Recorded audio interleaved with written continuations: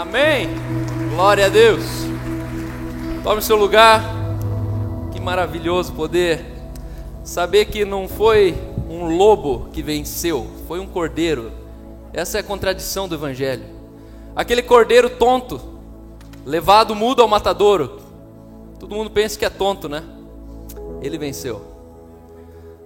Uma das coisas que mais me chocou a minha última Páscoa foi que a humildade venceu a humilhação. Sabe o que é isso? Sabe aquela humilhação? A humildade é suficiente.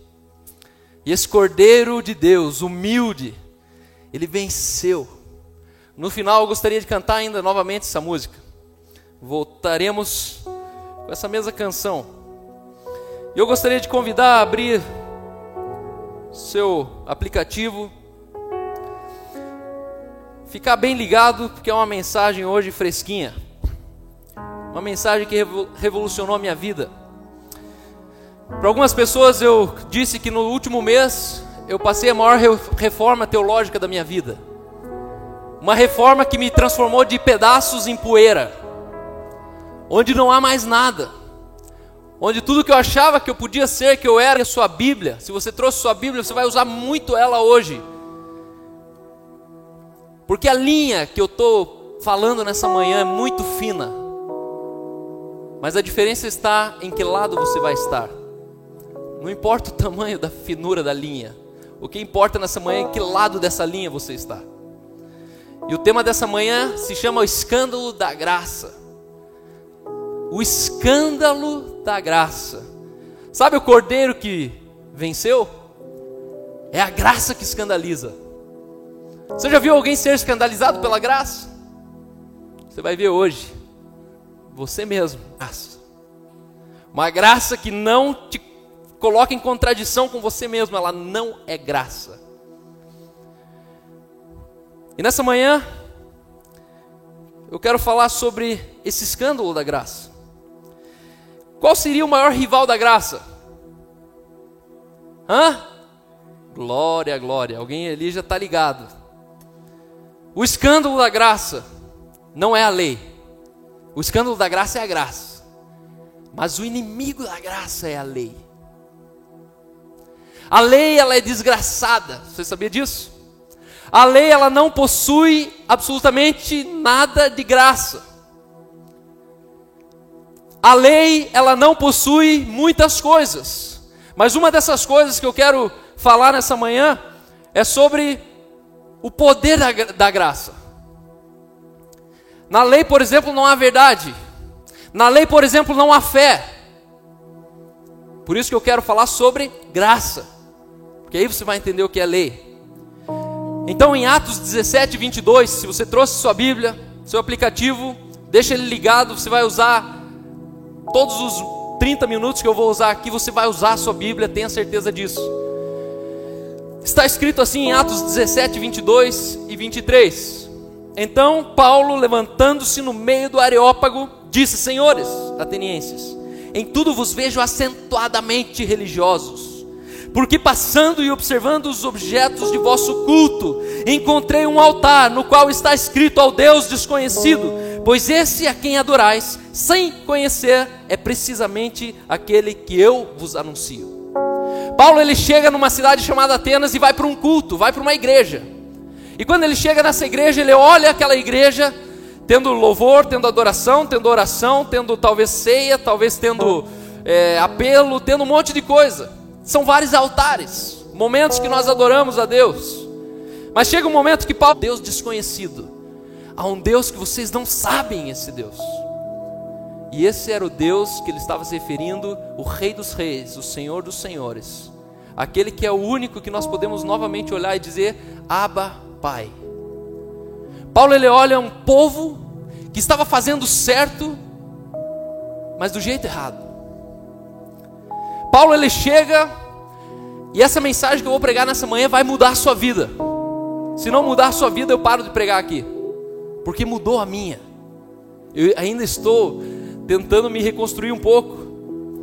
Mas Paulo, ele chega nessa igreja e fala: cara, vocês são um pouquinho muito religiosos. Sabe o que é religião? Religião é tudo aquilo que você faz sem entender por que você está fazendo. Isso é religião. Você não tem que fazer. Primeiro você tem que ser. Então, dentro daquilo que eu sou, é fruto, sai aquilo que eu faço. Mas é interessante que Paulo ele chega e fala: cara, vocês estão viajando. Aquele Deus que é para vocês adorar, vocês não adoram, mas o resto tudo vocês estão fazendo certinho. Era mais ou menos isso. E aí em Atos 18, 12 e 13 diz: levantaram-se os judeus, levantaram-se os assembleanos, levantaram-se os menonitas, levantaram-se os presbiterianos, levantaram-se qualquer igreja que você quiser pôr o nome aqui, mas era uma igreja. Levantaram-se os judeus concordemente contra Paulo e o levaram ao tribunal, dizendo: este persuade a homens a adorar a Deus por modo contrário à lei. Paulo ele foi o primeiro corajoso a abandonar um tempo de lei e começar a desbravar um tempo que eu e você, nós fazemos parte desse tempo. Paulo começou a ser perseguido porque ele estava levando pessoas a adorarem um jeito de modo contrário à lei. E ele foi mal visto, ele foi mal interpretado, ele foi surrado, ele foi jogado numa prisão. Você sabia disso? Sabe quando a prisão ela treme, as portas abrem? Sabe por que Paulo estava preso ali? Porque ele estava pregando o evangelho. E pasmem, quem prendeu ele ali não foi aqueles que eram das trevas, eram aqueles que pensavam que eram do caminho. Foram judeus, foram escribas, foram fariseus, trazendo para os nossos dias, foram crentes que prenderam Paulo, porque eles estavam pregando contrário àquilo que eles criam. E já com Paulo, eles blasfemavam contra. Por isso que eu não tenho mais me preocupado quando as pessoas elas me interpretam mal, quando falam com aquilo que está sendo pregado aqui. Por quê? Aí Atos 20, 24 diz: porém em nada considero a vida preciosa para mim mesmo. Quem estava dizendo isso? Paulo.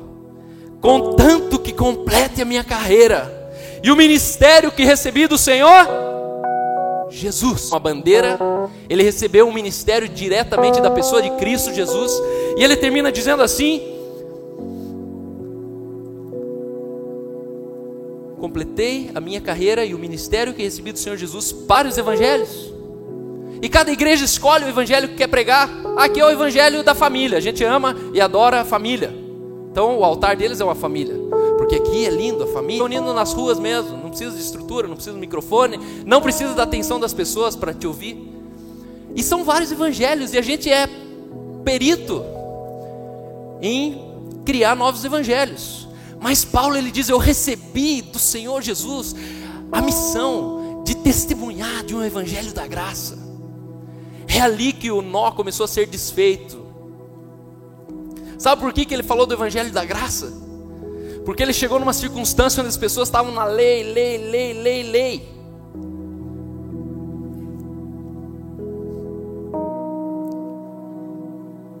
Atos 21, 27 diz: quando já estavam por findar os 7 dias, os judeus vindo da Ásia, tendo visto Paulo no templo, alvoroçaram todo o povo e o agarraram, gritando: israelitas, socorro!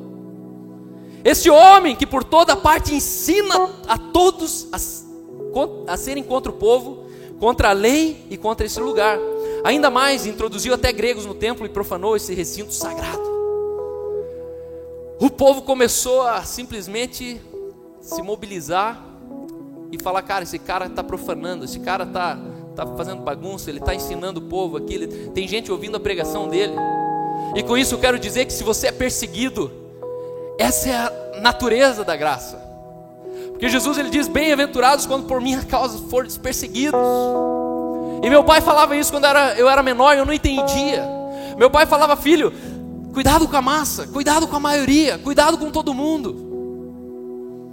E aqui eu vejo que Paulo ele estava numa circunstância parecida comigo, com você, mal interpretado. Se eu e você estivéssemos lá naquele tempo, a gente ia ser um que ia falar: cara, esse cara quer bagunçar a igreja no cinema, tira ele. O que ele está falando aí? Mas eu vou te dizer o que Paulo estava falando naquele tempo. Porque aquele tempo é para esse tempo. Aquele tempo começou um tempo que, aliás, Paulo estava falando 30 anos depois de Jesus, que começou em Jesus e fala de mim e você. É um tempo que nós vivemos hoje. Mas uma coisa que eu quero primeiro que você entenda, que pregar a lei é pregar a quase graça. Sabe aquela igreja que prega tudo lindo? Mas a graça, quando eles vão falar de graça, eles falam quase da graça. Mas quando entra no escândalo, eles voltam para a lei. E uma das coisas que mais tem me intrigado nos últimos dias é que eu não consigo encontrar igrejas. Eu não vi mais de 10 igrejas no nosso país, um país evangelizado. 10 igrejas que você olha e fala, não, essa igreja aí, cara, tem que tirar o chapéu. Eles entenderam a graça. Porque a gente fica indo de um lado para o outro, da lei para a graça, da graça para a lei, da lei para a graça. Naquilo que eu sei, eu falo da graça. Naquilo que eu não sei, eu volto para a lei e falo, não, é pecado, é errado, não pode. Mas Deus está procurando uma igreja que assuma os seus dias, que incorpore a graça.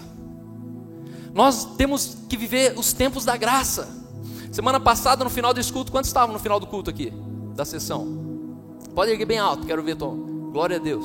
Eu quero te pedir perdão se eu fui deselegante no final. Talvez foi meio que um banho de água fria, mas agora eu vim aqui para esquentar o teu corpo, não tirar a água, não secar essa água. Mas aqui eu falei que a lei é desgraçada, que a lei não fala de nós. E aqui eu falei o seguinte: se você quer trazer lei para esse lugar, volte de onde você veio. Eu quero pedir perdão, que eu não quero que você volte de onde você veio. Eu quero que você venha aqui e renda a lei, compreendendo a graça. Mas nós precisamos ser uma igreja em Curitiba. Nós vamos blindar a igreja ante a lei. Não vai infiltrar um pingo de lei. Tem muitas pessoas vindo aqui que são filhos de pastores titulares de igrejas. Sabe por que eles estão aqui? Porque eles falam, eu preciso de Jesus, cara, por isso que eu vim aqui. Sabe qual que é a vontade de falar? Cara, vai na igreja do teu pai. Mas eu sei quem que é a igreja do pai dele. E eu não estou dizendo que todas as igrejas estão erradas, mas uma igreja que prega quase graça, ela já está pregando lei. E nós não fomos chamados para pregar mais a lei, porque a lei não existe mais. Você sabia disso? Deixa eu te explicar mais para frente. Ó, o escândalo da graça vai começar agora. Atos 18, 24. Chamado Apolo, o homem era eloquente e poderoso nas escrituras. Ó, ministério de ensino. Provavelmente ele devia ter uns livros vendendo na saída, porque ele devia escrever livro. Ele era instruído no caminho do Senhor, e sendo fervoroso de espírito, falava e ensinava com precisão a respeito de Jesus. Olha quem que era esse cara. Ele não era um lobo, ele não era um falso profeta, ele não era um homem mau. Presta bem atenção se você está acompanhando na tua Bíblia ali, para você não achar que eu estou falando de mim. Mas ele era instruído no caminho do Senhor e sendo fervoroso de espírito. Ele já era pentecostal naquela época, provavelmente. Falava e ensinava com precisão a respeito de Jesus, conhecendo apenas o batismo de João. Ele, pois, começou a falar ousadamente na sinagoga. Ele começou a falar ousadamente na sinagoga. Você imagina que ele era o pregador daquela época. Talvez era o pastor Luciano Subirá, talvez era o Márcio Valadão, talvez era o Brian Wilson, talvez era eu chegando. Mas aí tem 2 cidadãos que talvez eram considerados nada. E o texto segue dizendo assim: ouvindo-o, porém, Priscila e Áquila, o caminho de Deus. Sabe quem era Áquila e Priscila? Nem eu. Mas tudo que eu aprendi deles, que eles faziam as tendas junto com Paulo. Paulo não tinha onde ficar, ficou 1 ano na casa de Áquila e Priscila. Eles eram, pessoalzinho ali. Não tinham igreja, não eram pastores titulares. Trabalhavam né, que a gente ia falar hoje. Tem trabalho secular, uma bobagem. Teu trabalho não é secular. Secular significa sem Deus. Teu trabalho, ele pertence ao ministério, faz parte do teu chamado. Mas ali, aqueles 2 coitadinhos, um casalzinho ali, talvez que ninguém dava bola. Ele chama esse pregador, chama para o cantinho e fala: brother, seguinte, tá tudo certo o que você está falando, mas tá quase certo. O buraco é mais embaixo. E a Bíblia diz que eles lhes expuseram com maior exatidão o caminho de Deus. Sabe por que Áquila e Priscila fizeram isso? Porque eles andavam com Paulo. Eles sabiam, eles já estavam à frente daquilo que Apolo sabia. Porque Apolo parou lá no batismo de João, batismo de arrependimento. Parou no batismo de obras. E ele desconsiderou que depois de João chegou quem? Jesus. Ele parou no ensino antes de Jesus. Nós precisamos entender os tempos. Na história da humanidade existem 3 gerações. Você sabia disso?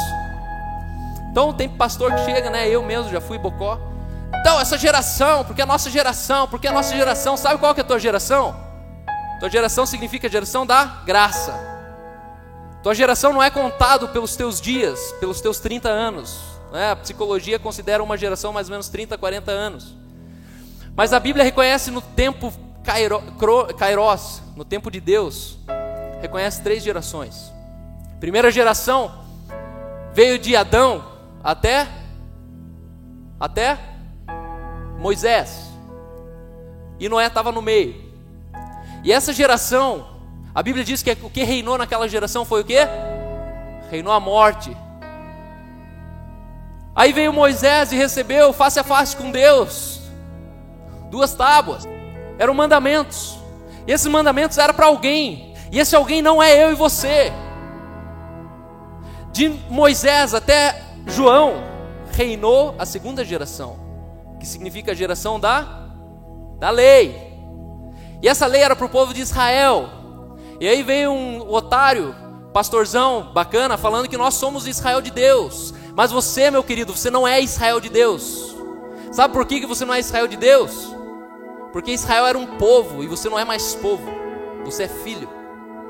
Israel não conseguia mais ser filho, ele só conseguia ser povo de Deus. E aí a Bíblia diz: não roube, não minta, não adultere, porque era para o povo de Israel. Mas aí depois de João, o batismo de João, chega alguém que muda toda a história. E o seu nome é Jesus. O dia que eu descobri que eu pregava a Bíblia como se Jesus fosse muitos pastores que eles pregam desconsiderando esse marco que cerrou a história antes e depois. A cruz não é um acontecimento. A cruz é uma determinação da história em antes e depois. Você tem um monte de acontecimento. Noé, Moisés, Davi, tudo aconteceu. Mas alguém mudou a estrutura do universo. E esse alguém se chama Jesus. E depois de Jesus, a Bíblia diz que nós chegamos a uma 3ª geração. E essa 3ª geração se chama geração da... E aí eu te pergunto, a lei é para você?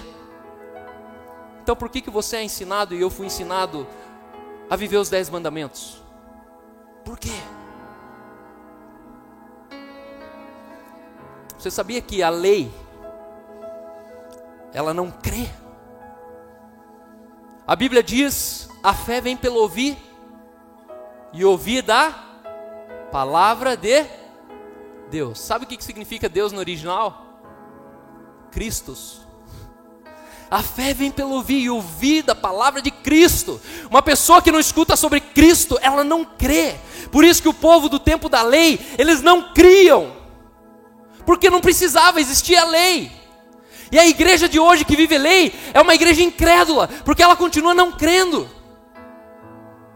A fé vem pelo ouvir, e ouvir vem pela palavra de Cristo. Somente em Cristo você consegue crer. Você sabe por que o povo no deserto ficou 40 anos andando em círculo? Por quê? O que a Bíblia diz? Por causa da sua incredulidade. Olha só isso. Eles não alcançaram a promessa porque eles fizeram coisa errada. Eles não alcançaram a promessa porque eles não creram. Conhece uma igreja assim? Onde o Espírito Santo é uma ideia, onde eles dizem isso. Igrejas denominacionais, históricas, têm um sério problema de incredulidade. Vive a lei. Mas aquilo que é para fluir no Espírito, aquilo que é para ter manifestação de fé, eles não conseguem porque eles são incrédulos. Eu era esse incrédulo. Eu cresci numa igreja onde tinha que pôr um véu na cabeça, onde as mulheres não podiam vir de saia, de calça, porque era desonra. Eu não estou falando da igreja ali que eu participei. Meu pai era o pastor dessa igreja. Incrédulos. Tínhamos fé para expulsar demônios, mas não para orar em línguas. Porque quando você ora em línguas você precisa de fé. Para expulsar demônios, ele obedece à lei. Demônios obedecem à lei. Mas deixa eu te falar 7 pontos aqui. 7 virtudes da graça que acabam com a lei. Em primeiro lugar, na lei não há verdade. Você sabia disso? A lei não há verdade. João 1:17 diz o seguinte: porque a lei foi dada por intermédio de Moisés. E não está ali. João 1:17. A lei foi dada por intermédio de Moisés, mas a graça e a verdade foram entregues por meio de Jesus Cristo. Quando Deus ele entregou a graça, junto com a graça ele mandou a verdade. E sabe quem é a verdade? Quem? Jesus. A lei não tem verdade porque Jesus não estava ali. Na lei não há verdade. Mas a Bíblia diz que conhecereis quem? E isso vos libertará. Conhecereis a lei? Não. Conhecereis a verdade. Somente a graça liberta, porque a verdade aprisiona. A verdade ela comanda, a verdade te domina. O caminho para sermos libertos se chama graça, porque a graça ela veio junto com a verdade. Romanos 5:17 está escrito: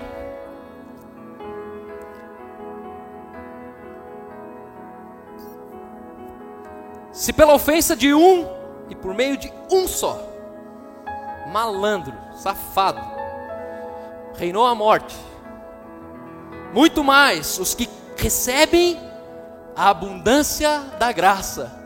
Aqui está a provisão. Tem outra versão? Muito mais os que recebem a abundância da graça e o dom da justiça reinarão em vida por meio de um só, a saber, Jesus Cristo. Mais do que a graça, você recebeu a abundância dela. Mais do que a justiça, você recebeu o dom da justiça. Você é produtor de justiça. Você pode fazer justiça. Mas tudo por meio de quem? De Jesus. Não por meio da lei.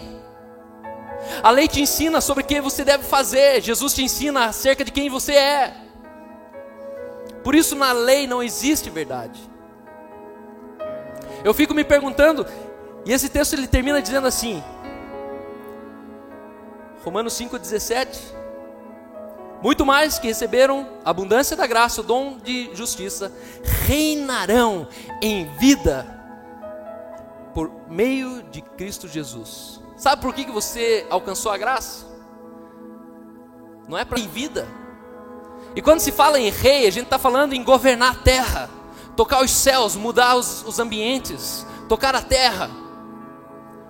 Mas o cenário que nós vemos de uma igreja hoje é uma igreja pobre, escassa, endividada. Uma igreja que vive indo para a igreja buscar bênção. Mas quando eu recebo, eu entendo que isso é reinar. A lei ela traz você aqui para receber, a graça traz você aqui para dar, porque você já tem. Nós precisamos reinar em vida. Mas a lei ela ensina que um dia na eternidade, no céu, não sei onde você vai reinar. Mentira, você vai reinar hoje. Reinar. E reinar, sabe qual que é o maior poder de um rei? Aonde que mora a vida e a morte em um rei? Aonde que ele determina sobre alguém a vida e a morte? Na sua palavra. Quando o rei ele fala, assim se cumpre. Um rei não existe para ficar indo na batalha conquistar os outros lugares, senão ele não era rei. Ele é rei porque ele já conquistou. E eu e você nós somos chamados a sermos reis. Essa semana durante um rolê de longboard na madrugada, eu fiquei chocado porque essa palavra ali, ela foi verdade na minha vida a primeira vez. Quando em 3 minutos eu conheci 2 jovens e entregaram a vida para Jesus, e eu terminei de orar. Tudo isso em 3 minutos. E aí eu me confrontei, porque eu levava horas para alcançar jovens para Jesus. Mas esses jovens atravessam a rua e falam: cara, você não tem aí alguma coisa pra gente? Tem um gole aí, a gente quer ficar doidão. Falei: que gole, cara? Não, adianta um gole para nós. Falei: que gole, cara? Aqui não tem gole, irmão. Aqui o que tem é Jesus. Você precisa de Jesus. Há um vazio no teu peito que só Jesus preenche. Você é filho, você é rei, você é sacerdote. Você tem parte em Deus. E naquela hora aquele rapaz, ele cai o semblante dele, ele se desarma. Eu falo: a obra que Deus começou na sua vida, Ele vai terminar, porque foi Ele que começou, não você. E na hora o Espírito Santo me deu uma palavra, eu falei: existe uma mãe que ora por você. E aquele rapaz, ele simplesmente estava entregue. E eu não perguntei se ele queria Jesus, porque quando você prega a lei, você precisa oferecer Jesus. Quando você prega a graça, a pessoa ela abraça Jesus. E naquela hora eu abracei ele, comecei a orar com ele e com o amigo dele. E esses 2 jovens começaram a repetir essa oração. Eles começaram a orar comigo. E no final eles, com os olhos cheios de lágrimas, envergonhados, pedindo perdão. Perdão, cara, perdão, porque no meio de um rolê louco desse aqui, eu fui pedir um gole de perdão. Falei: brother, você não tem que pedir perdão, irmão, porque você não é o que você... Eles entregaram suas vidas à graça. E eu tenho rodado o país, e eu fico pensando, se a igreja já tem colhido tanto pregando a lei, imagine o dia da colheita que essa igreja estiver estendendo a graça para as pessoas. Nós já pescamos tanto, mas imagine o dia que eu e você, tudo que sai dos nossos lábios é graça, não é mais lei. Pescar de lei é pescar de vara, você pesca de 1 por 1, mas pescar de graça é você jogar a tarrafa, é você pescar de rede, e vem prostituta, e vem bandidos. Nós precisamos começar a pescar com a rede, com a graça. E graça não é te dar o direito de pecar, graça é tirar de você a escravidão do pecado. Eu não peco por causa da graça, mas por causa da graça. A igreja de lei é o quê? Não fala muito da graça, senão os jovens vão sair por aí e vão entender errado e vão sair pecando. Que graça é essa? Guarde isso aqui. Guarde isso aqui. Quantos estão entendendo?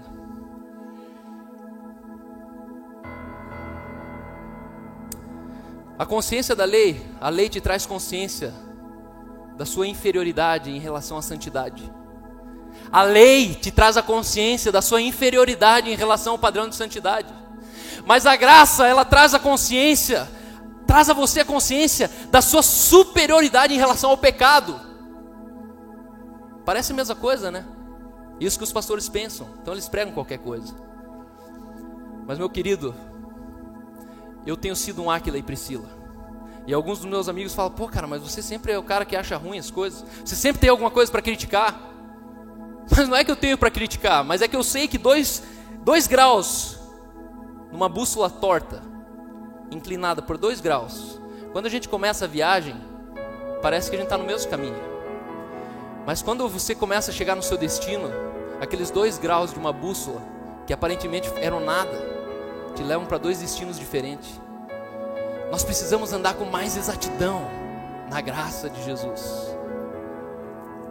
E eu preciso ser o chato de chegar para pastor e falar: brother, é isso, mas não é.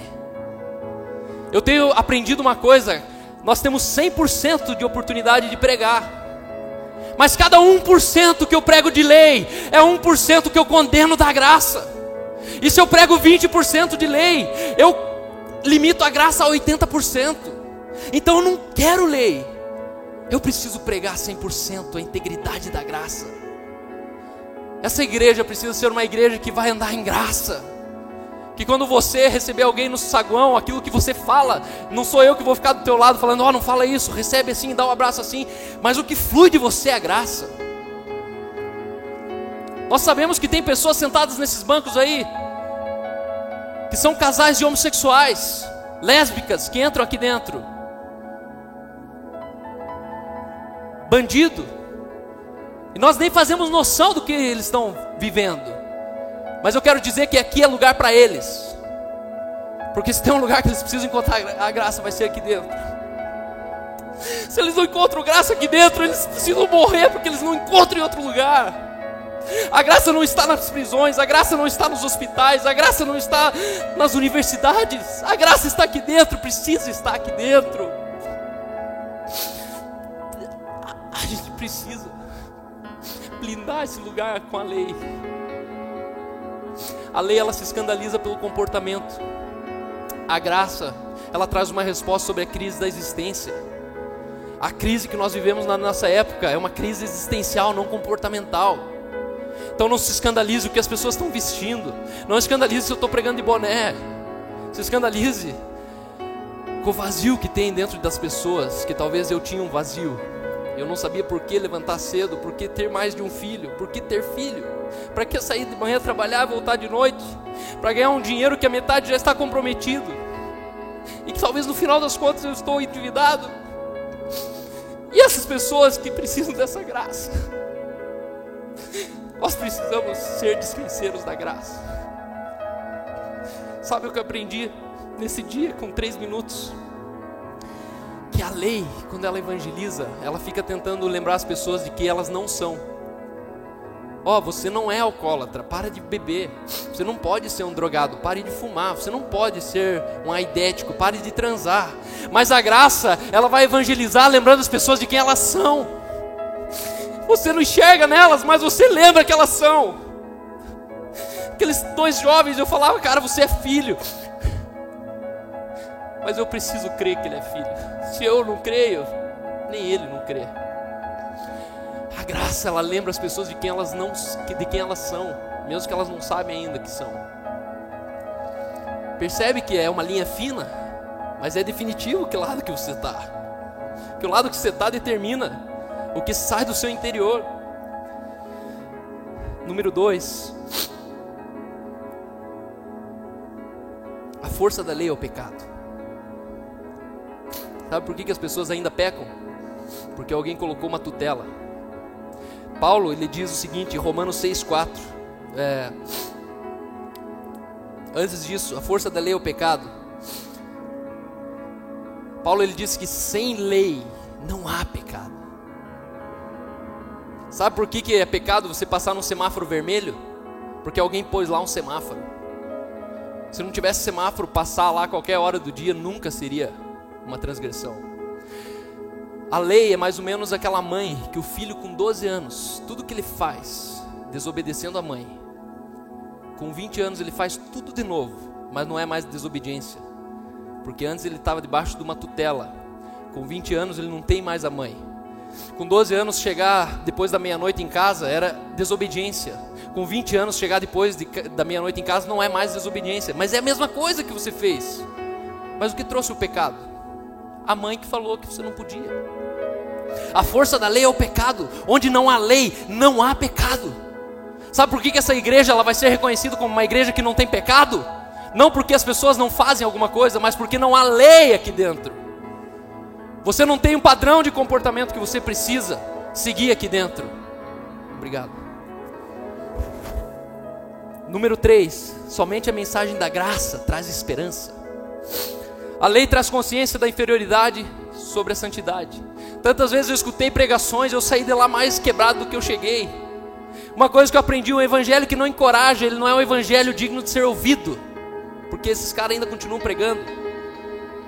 Se você está escutando uma pregação que não te encoraja, que não traz sobre você esperança, cuidado, é lei.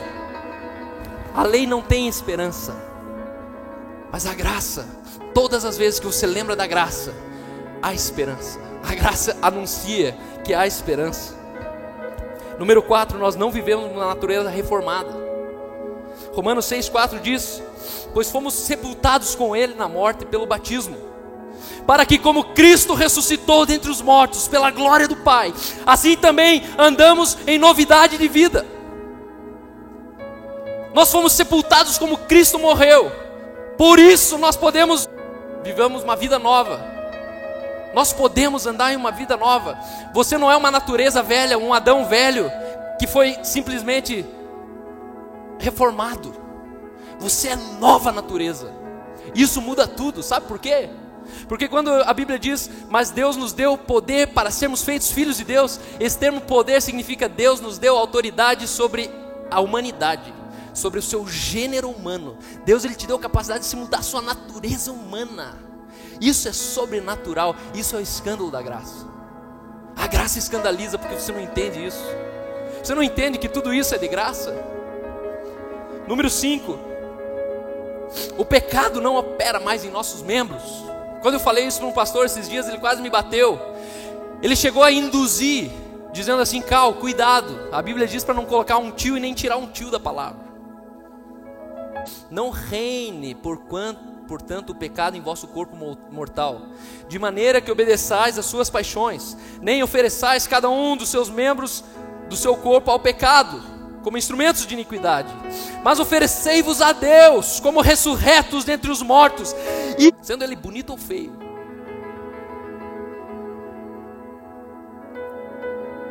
Mas oferecei-vos a Deus como ressurretos dentre os mortos, e os vossos membros a Deus como instrumentos de justiça, porque o pecado não terá domínio sobre vós, pois não estáis debaixo da lei, e sim debaixo da graça.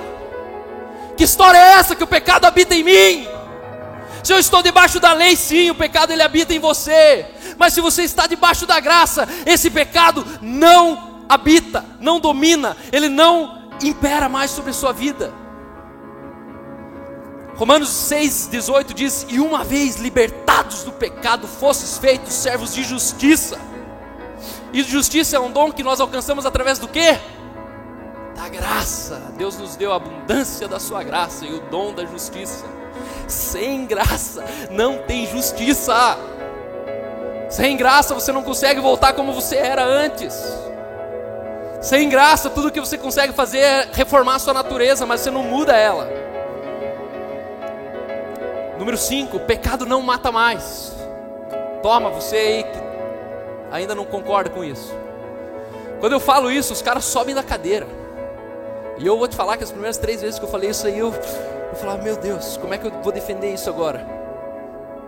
Mas deixa eu te falar uma coisa. O pecado não mata mais.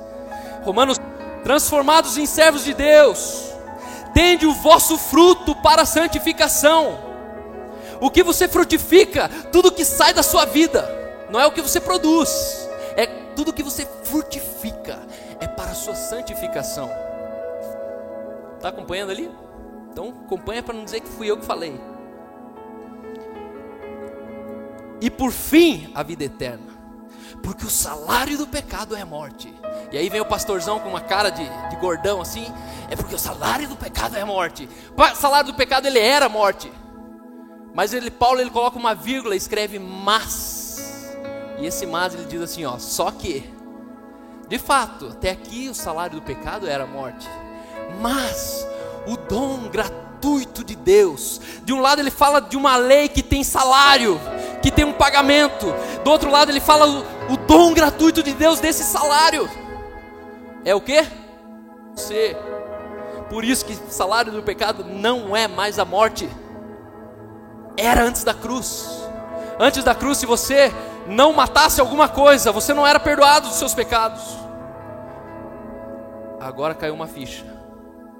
Por isso que Jesus precisou morrer, porque o salário do pecado era a morte. E ele morreu. E sabe por que ele morreu? Deixa eu continuar. Quantos estão entendendo? Quantos estão já em pó que nem eu? É demais. Está morto por causa do pecado. A presença de Cristo na sua vida torna o seu corpo, aquele que incubava o pecado antes, ele torna o seu corpo morto para o pecado.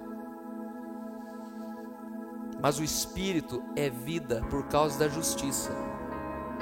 Se habita em vós o Espírito daquele que ressuscitou a Jesus dentre os mortos, se habita em você o Espírito Santo de Deus, esse mesmo que ressuscitou a Jesus Cristo dentre os mortos, vivificará também o vosso corpo mortal, por meio do seu Espírito em que vós habita.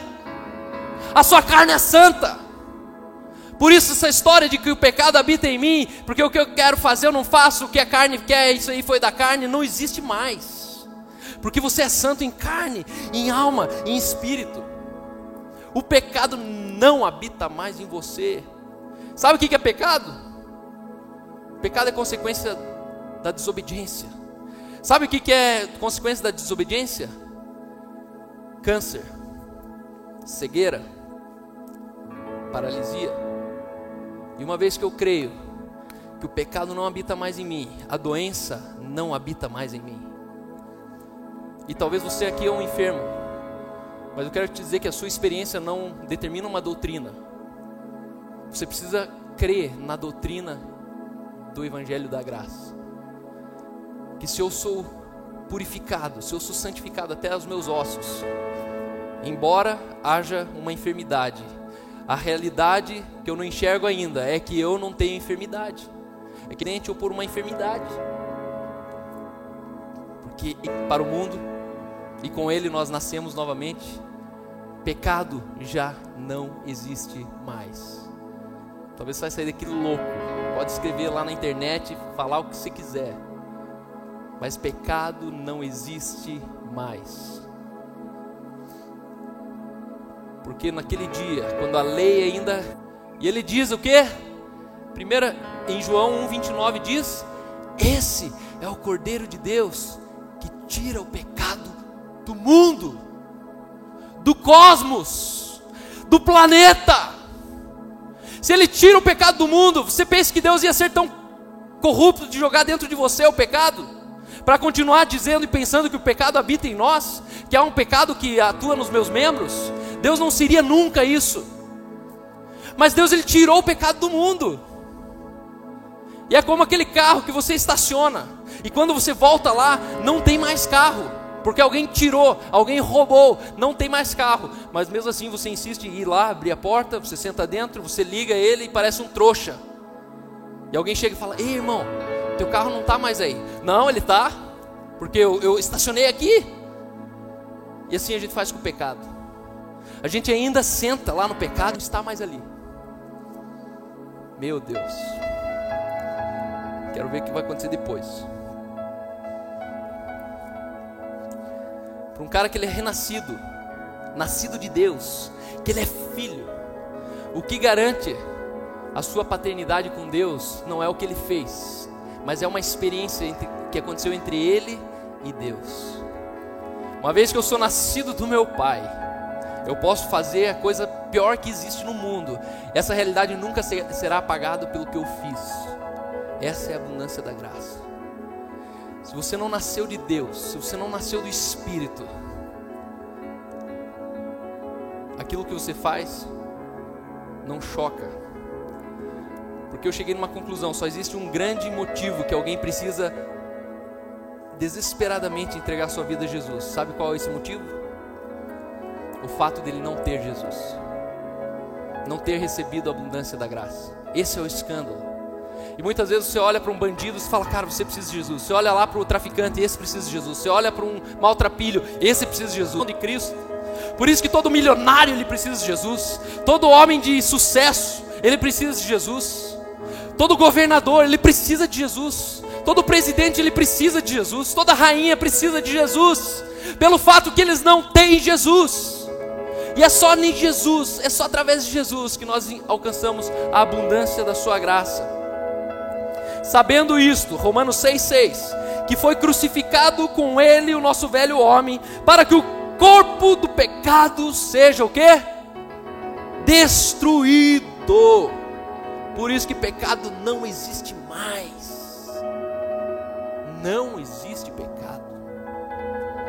Todas as suas ofensas a Deus não é pelo que você faz, mas por aquilo que você não estaria fazendo e deveria estar fazendo. Deus não se abomina pelo feio que você fez, mas pelo bonito que Ele te criou para fazer e você não fez. Romanos 6, 7 e 8, 6 versículo 7 e 8, porquanto quem morreu está justificado do pecado. Quem morreu está justificado do pecado. Só que a religião, a lei, ela fala assim: ó, você está perdoado até hoje. Ah, pequei de novo amanhã. O que eu vou precisar amanhã? achar um cordeiro. Eu vou precisar mais um animal para pagar os pecados de amanhã. Mas eu quero te dizer que a graça abundante, ela pagou o pecado do passado, apagou o pecado do pecado, todo o futuro. A graça, ela quitou, ela tirou, ela aniquilou, ela destruiu o pecado. Por isso não ande mais, e maldito o homem que vinculou pecar e não pecar com salvação. Porque se eu pecar, eu perco minha salvação. Se eu não pecar, eu não perco a minha salvação. Maldito esse homem. Porque a sua salvação fala de quem você nasceu, fala da experiência que você teve com Deus, independente do que você está fazendo.